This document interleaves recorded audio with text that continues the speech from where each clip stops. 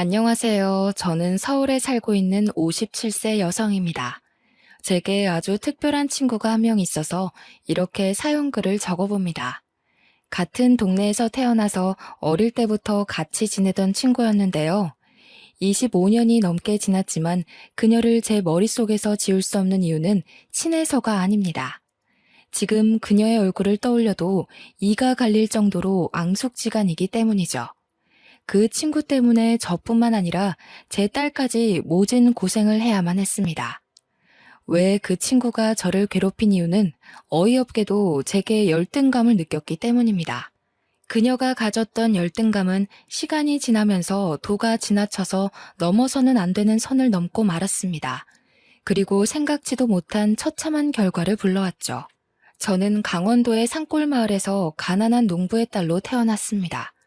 제가 살았던 동네는 워낙 작아서 동네 사람들 모두 한 가족처럼 지냈습니다.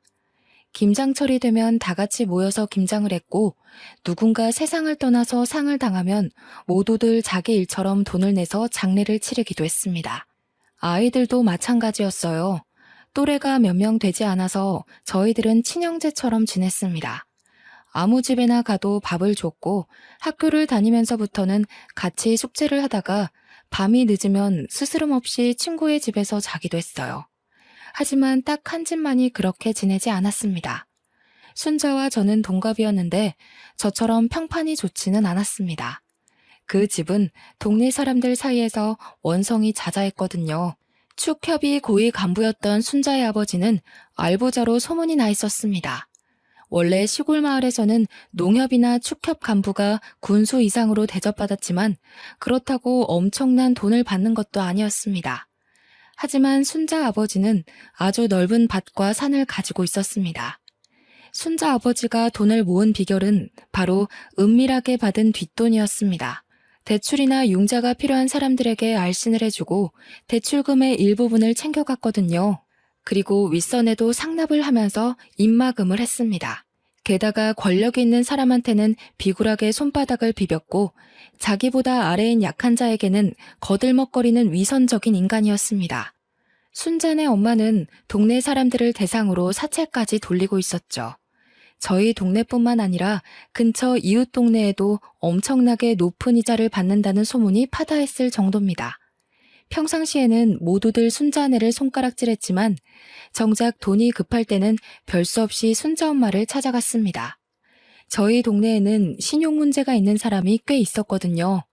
하지만 돈을 제때 갚지 못하면 큰 봉변을 당할 각오를 해야만 했습니다. 제가 큰 소동을 본 날에도 순자네 엄마가 난리를 피우고 있었습니다. 아니, 김씨, 돈을 빌려갈 때는 굽신거리더니 왜 돈을 안 갚는 거야? 화장실 갈 때하고 나올 때 다르다더니 이래도 되는 거야? 순자네도 알겠지만 올해 과수원 사과 농사를 완전 망쳐버렸어. 여유가 되면 갚을 테니까 조금만 기다려줘. 무슨 말 같지도 않은 소리를 하는 거야? 누군 땅 파서 장사하는 줄 알아? 다음 달까지 원금의 이자까지 못 갚으면 과수원 압류해버릴 테니 그렇게 알아. 이웃 마을에서 과수원을 하고 있는 집 아주머니가 암에 걸려서 수술을 받아야 하는데 돈이 모자라서 순자네 엄마한테 사채를 빌렸다고 하더라고요.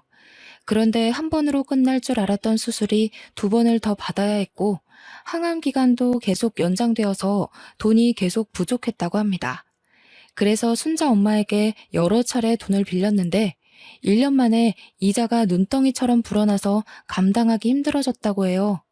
과수원 아저씨는 그래도 이웃 동네에 사는데 설마 압류까지 할까라고 생각했는데 순자 엄마는 정말로 기한을 넘겨버리자 바로 과수원을 압류해버렸어요. 그래서 과수원 아저씨가 저희 동네까지 찾아와서 물건을 집어던지기 시작했죠. 순자네가 어떻게 나한테 이럴 수가 있어. 과수원을 빼앗아가면 나보고 죽으라는 소리야? 죽든 살든 그건 내 할 바가 아니고 나는 법대로 할 테니까 알아서 해. 아저씨가 화를 내다가 제발 살려달라고 빌었지만 순자 엄마는 결국 과수원을 빼앗아 버렸어요. 결국 아저씨는 모든 걸 잃고 거지꼴이 되어서 마을을 떠나야만 했죠. 그 정도로 돈에 관해서는 인정사정 봐주지 않는 악독한 사람이 순자네 엄마였어요. 순자네는 이런 식으로 돈을 갈퀴로 모아서 풍족했지만 동네에서는 놀부집으로 통할 정도로 동네 사람들에게 악평이 자자했어요. 순자는 그런 엄마의 더러운 성격을 그대로 물려받았는지 친구들에게 갑질을 해댔습니다. 어느 날은 고급 학용품으로 친구를 몸종처럼 부리려고 하더라고요.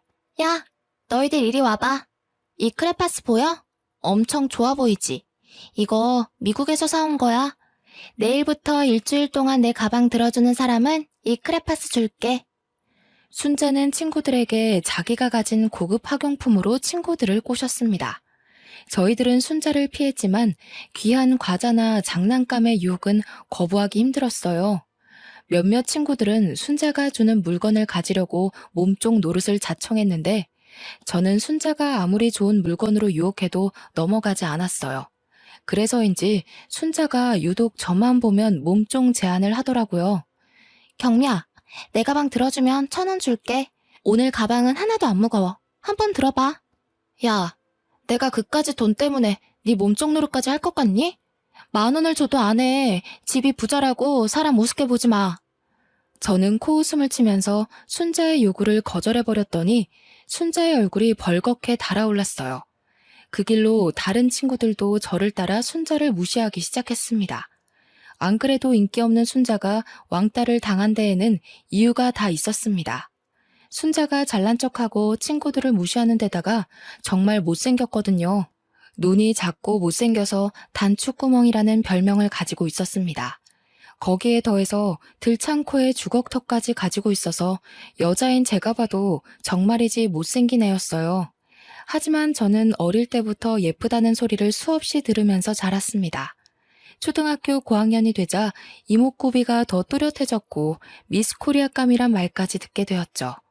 저희 엄마도 저만 보면 순자 이야기를 꺼내며 한숨을 내쉬었습니다. 아휴, 네가 순자네처럼 돈 있는 부모만 만났어도 미스 코리아는 그냥 되는 건데 돈이 웬수지. TV에 나온 아역 배우보다 우리 딸이 더 예쁘더라. 저희 엄마만 제 외모 칭찬을 하는 것이 아니었습니다. 주위에서 예쁜 딸을 둬서 좋겠다는 말을 들을 때마다 엄마가 엄청 좋아하셨거든요. 한편으로는 제 미모를 그냥 썩혀야 하는 걸 안타까워하셨어요. 남학생들 사이에서 제 인기는 하늘을 찔렀고 반면에 순자는 남학생들 사이에서는 비웃음거리가 되어가고 있었습니다. 야, 단추구멍 지나간다. 단추구멍이 오늘도 1,000원 줄 테니까 뭐 사오라고 했다며? 사람이 어떻게 저 모양으로 생길 수가 있냐? 인성이라도 좋던가. 이거 못생긴 정도가 아니라 괴물이야, 괴물. 남자애들은 순자가 드는 앞에서 대놓고 헐뜯기 시작했어요. 순자는 그때마다 남자들에게 인기가 많아지고 있는 제게 심한 외모 컴플렉스를 느끼고 있었더라고요. 순자의 외모 컴플렉스는 중학생이 된 다음에 더 심해졌어요. 학교 축제날이 다가오자 사회자로 제가 뽑히니까 순자가 또 저를 불러세웠죠. 방과 후에 저를 분식집으로 데리고 가서는 맛있는 음식을 사주면서 이렇게 말하였습니다. 경미야, 오늘은 내가 쏠게. 먹고 싶은 거 마음대로 먹어. 네가 웬일이야? 나한테 부탁할 거리라도 있어? 사실 이번에 축제 사회자 말이야. 나한테 넘겨주면 안 될까? 순자는 전교생 앞에서 축제 행사를 진행하는 사회를 보고 싶다고 하더라고요. 그래서 사회자로 뽑힌 제게 선생님께 가서 순자를 추천해달라고 말하는 것이었습니다. 뭐? 내가 왜 널 추천해야 하는데? 내가 안 하겠다고 하면 그 자리가 너한테 간다는 보장이라도 있어? 추천한다고 해도 선생님이 안 된다고 할 수도 있어. 응, 있어. 아버지가 이미 교장 선생님께 말해놨다고 했거든. 역시 순자는 믿는 구석이 있어서 저한테 말해달라는 것이었습니다. 그래야 편법을 쓴 티도 안 나고 애들한테 인기를 얻을 테니까요. 저는 그 꼴이 보기 싫어서 단호하게 거절하였습니다. 내가 왜 그래야 하는데? 미안하지만 순자야, 그건 안 되겠어. 나도 축제사회 꼭 해보고 싶었거든. 미안해. 먼저 일어나 볼게. 제가 먼저 자리에서 일어나니까 순자가 저를 노려보며 소리를 지르더라고요. 자기 멋대로 안 되니까 또 성질을 부리며 쌍욕을 내뱉고 있었습니다. 야, 넌 얼굴도 예쁘고 인기도 많잖아. 사회자 정도는 나한테 양보해줄 수 있는 거 아니야? 그것도 양보 못해? 이 가증스러운 년아. 이래놓고 애들 앞에서 착한 척 할 거지? 뭐? 가증스러운 년? 너 말 다 했어? 나 애들한테 다 이럴 거야. 너 이런 식으로 하면 애들한테 미움만 받아. 정신 차리고 똑바로 살라고. 제가 지지 않고 똑같이 소리치니까 순자가 욕을 하면서 제 머리채를 잡고 흔들었어요. 저는 갑작스러운 순자의 행동에 놀라 속수무책으로 당하고만 있었죠. 분식집 아주머니가 말려서 겨우 순자의 소나기에서 물러날 수 있었는데요. 순자는 뭐가 억울한지 펑펑 울면서 주저앉아 있더라고요. 제가 말도 안 하고 획 가버린 뒤로 순자와 저는 마주쳐도 서로를 투명인간 취급하게 되었습니다. 그렇게 제가 중학교 3학년이 되자 아버지는 저를 위해서 결단을 내리신 것 같았습니다. 저는 모르고 있었는데 아버지에게 좋은 일자리 제안이 들어온 것 같더라고요. 여보, 서울로 갔다는 내 친구가 말한 사업 말이야. 제법 자리 잡아가고 있는데 내가 도와줬으면 좋겠다고 하네. 아무래도 경미 미래를 생각하면 서울로 가서 사는 게 나을 것 같은데 당신 생각은 어때? 나도 그렇게 생각해요.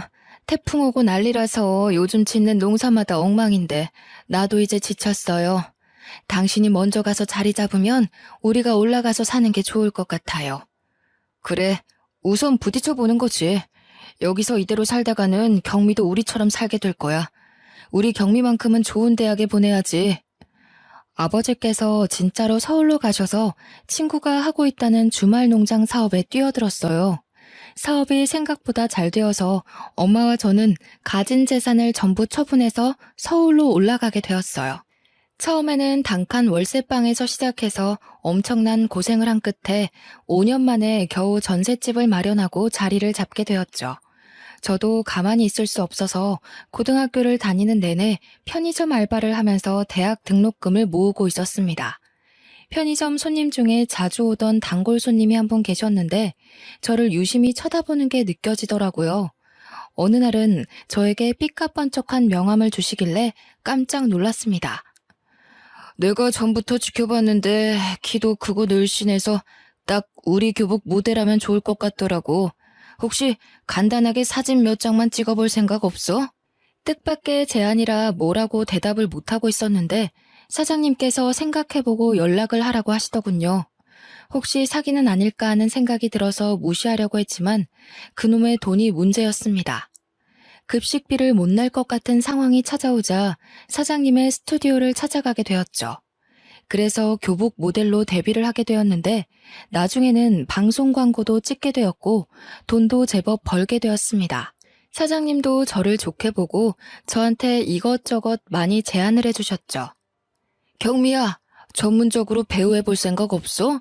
내가 아는 방송 PD들이 있는데 원하면 소개시켜줄게. 아니에요. 전 연기하는 데는 소질 없어요. 그리고 배우들은 저보다 훨씬 예쁘잖아요. 아니야.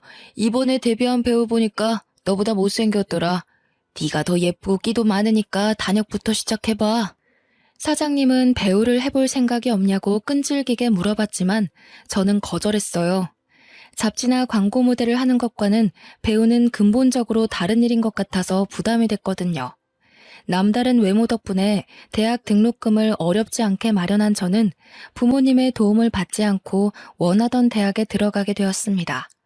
그런데 대학에 들어간 뒤에 순자를 우연히 만나게 되었는데요. 어머, 경미야, 이게 얼마만이야? 너무 반가워. 오랜만이다. 잘 지냈어? 다시 만나니 반갑네. 사실 순자를 다시 만난 게 그다지 좋지 않아서 얼굴에 티가 났을 거예요. 제가 배우를 거절한 이유도 표정 관리를 못해서였거든요. 그런데 순자는 저만 쫓아다니면서 친한 척을 했습니다. 동아리도 저랑 같은 곳에 들어가겠다고 가입을 하더라고요. 그리고 1년 뒤에 순자와 같이 소개팅을 나가게 되면서 잊을 수 없는 사건이 생기게 되었어요. 동아리 선배가 주선을 해서 나가게 된 3대3 소개팅이었는데요. 원래 순자는 빼고 하려고 했는데 순자가 제가 나가는 걸 어떻게 알았는지 소개팅 주선자인 선배에게 자기도 끼워달라고 애원한 것 같았습니다. 입장이 난처해진 선배가 순자도 끼워주라고 하길래 알겠다고 했죠. 근데 그게 문제였어요. 차라리 4대3은 좀 그렇다고 거절할 걸 그랬나 봐요. 순자와 짝이 된 남학생이 갑자기 자리에서 일어나더니 그냥 가겠다고 한 겁니다. 다른 학생들이 왜 그러냐고 붙잡으니까 남학생이 순자를 쳐다보며 폭언을 내뱉었습니다. 선배가 말하던 거랑 다르잖아. 다른 여자애들은 다 예쁜데 난 이게 뭐야? 난 저런 애랑은 절대 파트너 못해. 원래 오려고 한 애 아니었는데 왜 껴서는? 그 남학생을 마음에 들어했던 순자는 놀라서 얼굴이 굳어버렸더라고요. 저희들은 어떻게든 남학생을 다시 앉혀보려고 했지만 소용이 없었어요. 남학생이 떠나버리자 소개팅 자리는 순식간에 찬바람이 불었고 다른 남학생들도 자리를 파토내자고 했어요. 순자는 남학생이 다 떠나고 나서야 서럽다며 눈물을 흘리고 말았습니다. 그래도 제가 고향 친구로 알려져 있으니 제가 나서서 순자를 위로해 주었죠. 하지만 다른 친구들은 순자 때문에 소개팅을 망쳤다고 뒷담을 해댔습니다. 순자를 보내자고 무언의 압박을 주고 순자가 집으로 가버리니까 그제야 애들이 순자에 대해 이리저리 평가를 해대기 시작했습니다. 아, 드디어 갔네. 쟤는 왜 저렇게 눈치가 없어? 얼굴이 못생기면 눈치라도 빠르던가. 이름도 촌스럽고 말투도 되게 건방지고. 아, 재수없더라. 맞아. 우리말 싹 다 무시하고 남자애들한테 친한 척 팔짱 끼고 끼 부리는 거 봤어? 앞으로 쟤하고는 어울리지 말자. 우리까지 이상하다는 소리 듣겠어. 에이, 그 정도는 아니다. 순자가 원래 그런 애는 아니야. 안 친해서 그런 거지. 니네들이 오해하는 거라니까. 저도 순자를 좋아하지 않았지만 대놓고 이리 뒷담을 하는 것 아니었죠. 제가 은근슬쩍 순자 편을 들고 순자를 조금은 걱정했습니다. 미운 정도 정이었죠. 타지에 가니 같은 고향 친구가 생각보다 크게 느껴지더라고요. 다음날 만날 순자 안색을 살펴보려고 학교에 갔는데 순자는 학교에 나오지 않았습니다. 다른 친구들에게 순자를 봤냐고 물어봤지만 모두 다 모른다고만 답하였는데요. 몇 달 후 여름방학이 끝난 다음에 순자가 모습을 드러냈습니다. 도저히 같은 사람이라고는 믿을 수 없을 정도로 성형을 하고 왔더군요. 눈은 순정 만화 속 여자 주인공처럼 커졌고 들창코는 오똑하게 변해 있었습니다. 주걱턱은 온데간데 없이 사라지고 갸름하고 둥근 얼굴로 변해 있었죠. 여자애들끼리 돈을 얼마나 쏟아부은 거냐고 수군거릴 정도였으니 순자가 등장하자마자 남자들의 시선을 사로잡은 건 당연한 일이었습니다. 그런데 순자는 제게 가지고 있던 열등감을 풀기 위해서 어이없는 짓을 저질렀습니다. 저는 순자가 사라진 사이에 같은 과 선배랑 연애를 하고 있었거든요. 그런데 순자가 저랑 사귀고 있는 선배에게 접근한 것이었습니다. 저는 선배가 순자를 가까이 하는 게 걱정됐지만 선배는 순자를 그냥 친한 후배라고 말하며 제 걱정을 덜어주었어요. 전 선배를 믿고 순자와 친하게 지내게 두었죠. 그런데 어느 날 친하게 지내는 동기가 와서는 저에게 충격적인 말을 건네주더라고요. 경미야, 너 아직 정우 선배랑 사귀고 있는 거 맞지? 순자 말이야. 교양 수업 들을 때 보니까 매일 정우 선배랑 딱 붙어서 앉아있더라? 아무래도 수상해. 둘이 뭐 있는 거 아니야? 에이, 설마. 너무 그러지 마. 친한 사이라서 그래 보일 거야. 선배가 아무 사이 아니라고 했으니까 그냥 나는 선배 믿어. 제가 괜찮다고 말해도 만나는 동기들마다 순자와 선배가 유난히 친한 것 같다는 말을 남겼습니다. 그래도 순자가 고백받는 모습을 한두 번 봤으니까요. 좋다고 따라다니는 남자들이 줄을 서는 판인데 제가 사귀고 있는 남자친구를 넘볼 이유가 없다고 생각했어요. 그런데 학교 축제 때 충격적인 장면을 목격하고 말았어요. 축제가 시작되자 캠퍼스 안에서 주점이 열렸거든요. 선배랑 친한 과 주점에 가서 술을 마시기로 했는데 선배랑 연락이 안 돼서 걱정을 하고 있었어요. 그런데 동기가 숨을 헐떡대면서 저를 찾아오더니 얼른 땡땡과 주점으로 가보라고 하는 거 있죠? 경미야, 정우 선배 지금 순자랑 같이 주점에 있어. 내가 보니까 엄청 취한 것 같아. 누가? 선배가? 선배가 순자랑 있다고? 지금 이럴 때가 아니야. 분위기 이상하니까 얼른 가보라고. 저는 동기 등살에 못 이겨 선배가 있다는 주점으로 달려갔습니다. 그런데 선배가 술에 취해 순자를 끌어안고 키스를 하고 있더라고요. 그걸 지켜보던 사람들은 환호성을 지르고 있어서 머릿속이 새하얘지고 말았습니다. 여러분 모두 박수와 환호성, 이벤트 당첨입니다. 새로운 커플과 탄생을 축하해주세요. 주점에서 베스트 커플을 뽑는 이벤트를 했던 것 같습니다. 선배가 정신을 못 차리고 순자를 계속 붙들고 있길래 그 모습을 보고 뚜껑이 확 열리면서 이성을 잃고 말았습니다. 야, 김순자, 너 지금 뭐 하고 있는 거야? 지금 당장 나와. 이거나, 왜 이래? 제가 순자의 머리채를 잡고 주점 밖으로 끌고 나왔는데요. 선배가 바닥을 기어다니며 순자를 찾고 있길래 어떻게 선배를 구워 삶았나 분노가 치밀어 올랐습니다. 너 선배한테 무슨 짓 했어? 뭘 얼마나 먹였길래 선배가 저리 됐냐고. 그리고 너 머리가 어떻게 됐니? 어떻게 내 남자친구를 건드려? 선배한테 침이라도 발라줬어? 그리고 선배가 먼저 나한테 접근했어. 몰래 만나자고 했다고. 그러니까 이참에 헤어져. 우리 사이 방해하지 말고 꺼지라고. 뭐? 이게 미쳤나? 너 학교 생활 어떻게 하려고 그래? 네가 선배 꼬시고 다니는 거 학교에 소문 다 났어. 그 소문 네가 낸 거 아니야? 내가 예뻐져서 질투하는 거잖아. 제가 정신 차리라고 하는데도 순자는 오히려 큰 소리를 쳐서 그날 순자와 싸웠다는 소문이 과 전체에 났습니다. 끝까지 선배를 감싸면서 소문을 해명하고 다녔는데 몇 달 뒤에 선배가 헤어지자고 하더라고요. 경미야, 우리 헤어지자. 미안해. 순자가 임신을 했다고 해서 나도 어쩔 수가 없었어. 저는 그 말을 듣고 정신이 아득해지면서 몸이 휘청거리고 말았습니다. 선배는 저를 생각해서 거리를 두려고 했는데 순자가 끈질기게 달라붙는 바람에 같이 술을 먹었다고 하는데요. 그날도 선배가 술에 취하는 바람에 기억이 하나도 나지 않았는데 순자가 갑자기 책임지라는 말을 했다고 합니다. 순자 말로는 선배가 술에 취해 순자에게 그 짓을 저질렀다고 하죠. 그래서 어쩔 수 없이 순자의 부탁을 들어주게 되었다며 제 눈을 피해서 몇 달 동안 동거를 한 사실을 털어놓았습니다. 그래서 저는 바로 순자를 찾아갔습니다. 순자야, 나 선배한테 다 들었어. 이게 지금 무슨 짓이야? 다른 남자애들한테 고백도 받았잖아. 왜 우리 선배인데? 어? 말 좀 해봐. 내가 네 남친 꼬시면 안 되니? 이제 신경 쓰지 마. 우린 곧 결혼할 거거든. 뭐?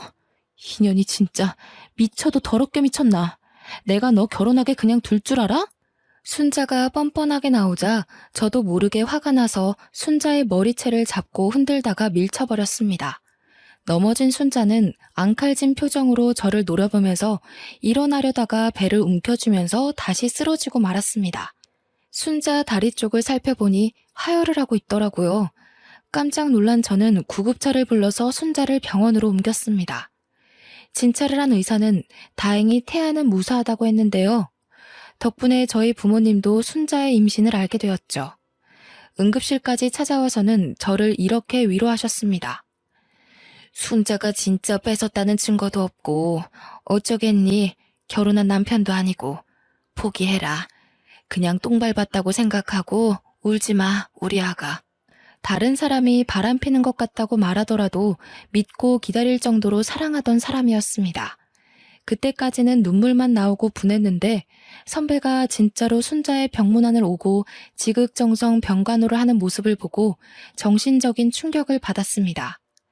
선배랑 순자가 결혼한다는 소식을 소문으로만 듣고 한 달이 넘게 집 밖으로 나가지도 못하고 폐인처럼 누워만 있었죠. 그래도 만병통치약이라는 시간 덕분에 정신을 차릴 수 있었습니다. 이것으로 순자와 저의 악연은 끝이라고 생각하고 기운내서 열심히 살기로 마음을 먹었는데요.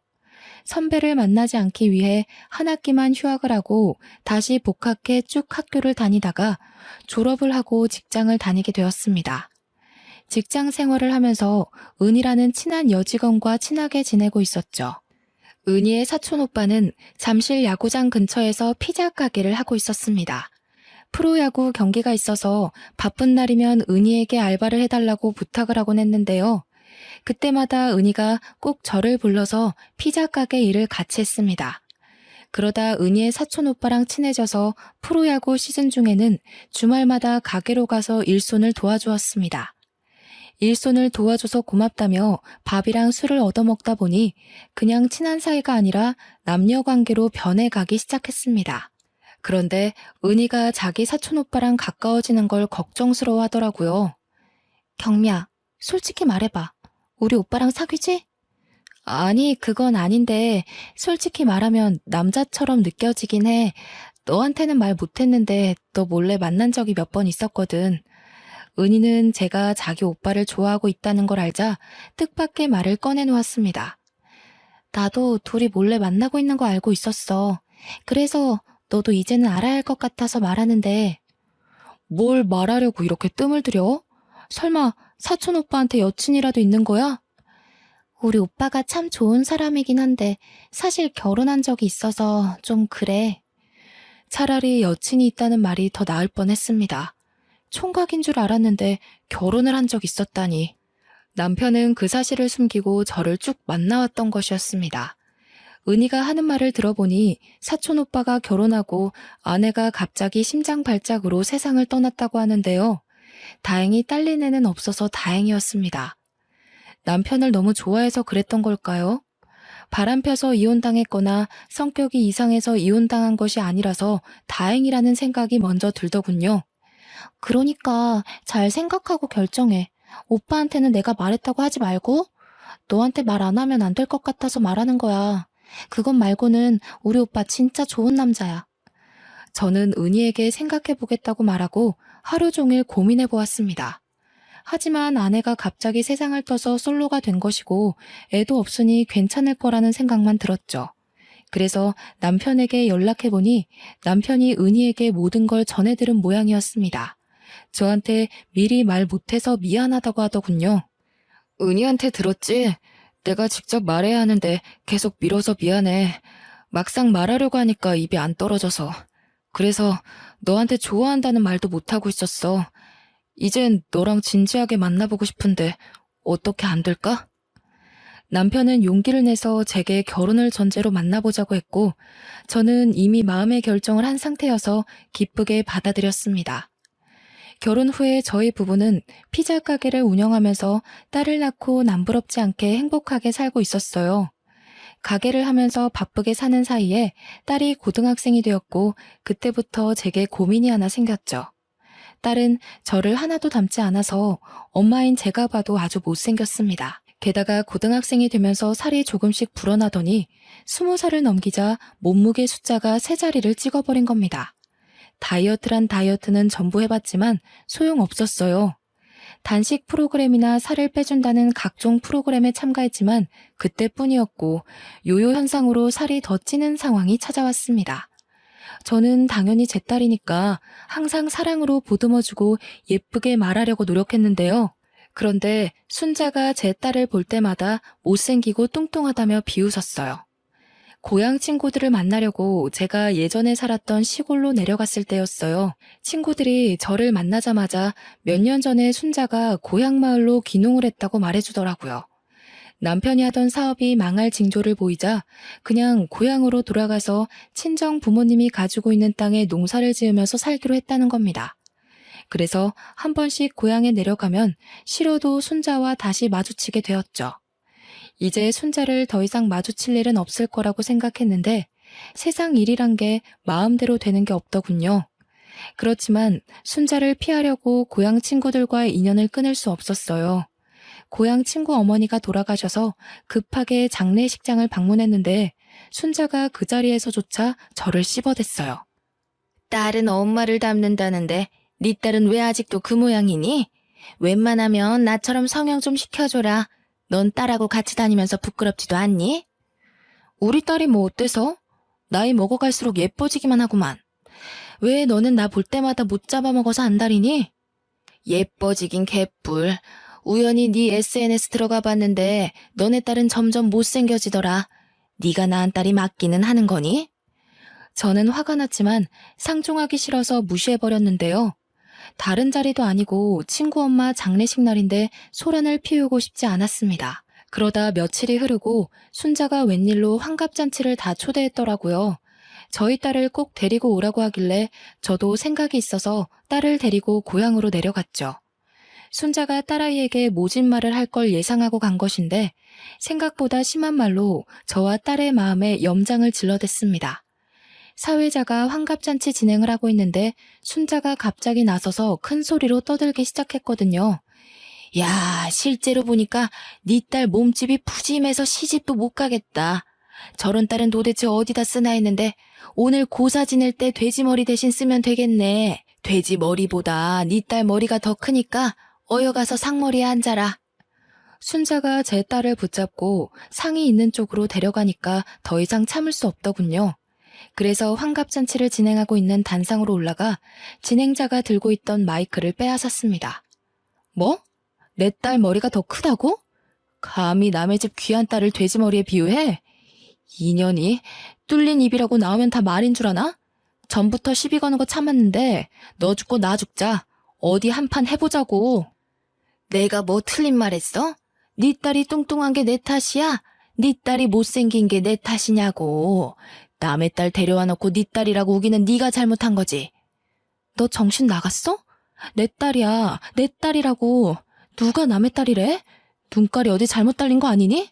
그래, 오늘 눈깔 다시 달자. 내가 달아줄게. 지금까지 참던 분이 치밀어 올라 마이크를 집어던지고 순자에게 달려가 얼굴을 손가락으로 잡아뜯고 말았습니다. 덕분에 순자가 아프다고 소리를 지르며 한바탕 크게 싸우게 되었죠. 한순간에 엉망이 되어버렸습니다. 더 분한 건 딸이 순자에게 사과도 받지 못하고 마음의 상처를 입은 것이었는데요. 눈물을 꾹 참고 있던 딸이 집에 돌아오자마자 끝내 울음을 터뜨리고 말았습니다. 차라리 딸아이를 데리고 오지 말 걸 후회가 되더군요. 순자가 제 딸아이에게 뭐라 할수록 당당하게 딸아이를 데려오면서 자랑해야 한다고 생각했습니다. 외모만 빼면 정말 공부도 잘하고 성격도 좋고 싹싹한 아이였거든요. 어른들 사이에서 예쁨 받는 모습을 보여주고 싶었는데 욕심을 부린 제 탓이었습니다. 제가 딸아이에게 다 잊어버리라고 말하고 다시는 고향집에 안 데려가겠다고 했습니다. 그렇게 1년이 지난 뒤에 순자가 여전히 제게 앙심을 품고 말도 안 되는 짓을 꾸미고 있다는 사실을 알게 되었습니다. 얼마 전부터 남편의 행동이 수상해서 유심히 지켜보고 있었거든요. 제 직감엔 남편에게 다른 여자가 생긴 것 같았습니다. 그러다 우연히 남편의 휴대폰을 보고 기가 막힌 사실을 알게 되었죠. 남편에게 숨겨둔 내연녀가 있었는데 그게 바로 순자였더라고요. 남편과 순자가 주고받은 문자를 보고 충격을 받아 숨이 안 쉬어졌습니다. 마음 같아서는 남편을 붙들고 따지고 싶었지만 진정이 될 때까지 혼자서 생각해 보았습니다. 아무리 생각해봐도 순자년이 의도적으로 제 남편을 홀렸다는 느낌이 들더군요. 어릴 적부터 절 질투하고 뒷담한 것도 모자라 제 남자친구를 뺏은 전적도 있으니까요. 순자가 아직도 저에 대한 질투와 자격지심을 가지고 있을 거라는 생각에 이제 그만 결판을 내야겠다고 느꼈습니다. 25년이 넘게 저를 괴롭힌 대가를 확실하게 치르도록 작전을 짰습니다. 그래서 바로 순자의 남편에게 전화를 했죠. 제가 순자네 남편에게 연락을 하니까 몹시 당황한 눈치더라고요. 하긴 순자네 남편이 대학생 때 저를 버리고 순자와 결혼을 한 그 선배였거든요. 갑자기 전화를 걸어 놀랐는지 선배가 기어 들어가는 목소리로 제 안부를 물었습니다. 경미야, 네가 어쩐 일이야? 진짜 오랜만이다. 잘 지냈어? 나는 잘 못 지냈지. 어떻게 잘 지낼 수 있겠어. 오빠는 잘 지내고 있지? 그냥 그렇지 뭐. 너는 왜 잘 못 지내는데? 무슨 일 있는 거야? 전화로 이야기할 건 아니고 우리 만나서 이야기하자. 제가 선배네 집 근처로 가겠다고 하니까 불편해하면서 어쩔 수 없이 승낙하는 눈치였습니다. 그 길로 고향으로 내려가 10분 정도 떨어진 시내에서 선배를 만났습니다. 저희들은 카페로 가서 한참 동안 말없이 앉아만 있었죠. 고향에 내려가면 한 번씩 마주치기는 했지만 서로 피했기에 마주 앉아서 대화를 하는 건 25년 만에 처음이었습니다. 어쩐 일로 연락했어? 심각한 일이야? 설마 그날 일 때문에 부른 건 아니지? 결국 선배가 침묵을 이기지 못하고 먼저 말을 꺼냈습니다. 그래서 저는 남편과 순자가 주고받은 문자를 보여주었죠. 문자 내역들을 본 선배의 눈이 커졌고 곧바로 얼굴이 굳어졌습니다. 다 읽었어? 순자가 선배 버리고 내 남편 만나고 있더라? 내 생각엔 순자는 선배 좋아해서 결혼한 거 아닌 것 같아. 선배는 순자한테 속아서 결혼한 거라고. 그녀는 나한테 복수하려고 선배를 이용한 것뿐이야. 선배는 25년 넘게 그녀한테 속고 있어. 그게 다 무슨 말이야? 나 너무 혼란스럽다. 우리 와이프가 네 남편이랑 불륜 관계라고? 그리고 경미 너한테 복수하려고 나랑 결혼한 거고? 제가 다 맞다고 하니까 선배가 분을 참으려고 입술을 깨물었습니다. 한참 동안 고개를 숙이고 아무 말도 못하고 있길래 진실을 말해줬으니 올바른 선택을 하라고 말해주었는데요. 제가 어떤 의도로 그런 말을 했는지 알아들었나 봅니다. 며칠 뒤에 고향 친구에게서 전화가 한 통 왔거든요. 경미야, 순자가 바람 피웠다가 남편한테 묵사발이 되도록 얻어 터졌대. 내가 집에 가서 순자 얼굴 보니까 진짜로 온몸이 피멍이 되어 있던데? 친구가 순자에게 무슨 일이 있었는지 자세하게 말해주었는데 제가 짐작했던 것과는 많이 다르지 않았습니다. 의도했던 대로 선배가 제 목까지 때려줬더라고요. 게다가 작은 동네라 부부싸움을 할 때 들렸던 육성도 사실인지 몰라도 자극적으로 퍼져갔습니다. 이런 쳐 죽이려나. 감히 나를 속이고 다른 남자랑 바람을 펴? 그것도 경미랑. 너 경미가 어떤 애인지 알고 있잖아. 나랑 만났던 애 남편을 만나? 너 경미가 아니라 나한테 복수하려고 이러는 거지? 나한테 악감정 있어? 말해봐. 도대체 무슨 목적으로 나한테 접근한 거냐고. 왜 아무 말도 못하는데?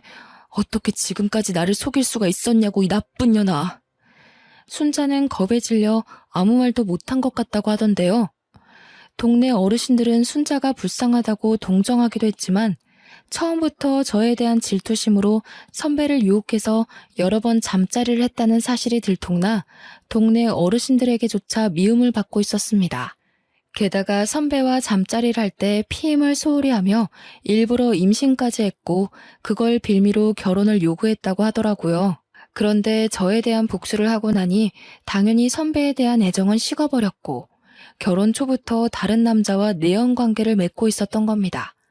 그러다 고향 마을에 내려온 저희 부부를 보고 제 남편을 유혹했던 거죠. 선배는 결혼 생활 내내 순자를 의심하다가 제 폭로로 폭발하고 말았다고 합니다. 저러다 사람 잡겠다는 생각이 든 이웃의 신고로 경찰이 출동해서 겨우 진정되었다고 해요. 하지만 여기서 끝낼 수 없죠. 저는 순자가 메타작을 맞았든 말든 상간녀 소송을 했고 순자 앞으로 되어 있던 땅을 위자료로 받아냈습니다. 순식간에 이혼을 당하고 동네에서 얼굴을 들고 다닐 수 없게 된 순자는 빈손으로 쓸쓸하게 고향을 떠나는 비참한 신세가 되어버렸는데요. 당연히 저도 순자와 바람이 난 남편에게 이혼을 선포했습니다. 남편이 한 번만 용서해달라고 빌었지만 저희는 아직 별거를 하고 있는 중이죠. 말로만 들었던 황혼 이혼을 제가 다 고민하고 있다니 믿기지가 않습니다. 딸아이가 1년 전에 좋은 남자를 만나서 결혼식을 올려서 그때까지만 버티려다가 지금까지 이혼 소송을 안 걸고 있네요. 저희 딸이 데려온 사위는 딸처럼 덩치가 좋은 유도 선수 출신의 사위여서 든든합니다. 내년이면 손주가 세상에 나올 예정이라서 슬픈 소식을 들려주고 싶지 않은데요. 이렇게 오랜 시간이 지나다 보니 굳이 호적상으로 정리를 해야 하나 걱정이 됩니다. 이제야 주변이 잠잠해지고 좋은 소식만 들려오고 있는데 갑자기 이혼한다고 나서면 눈앞이 깜깜해질 것 같거든요. 여러분들은 부디 이런 일 없이 늘 행복하고 건강하시길 바랍니다.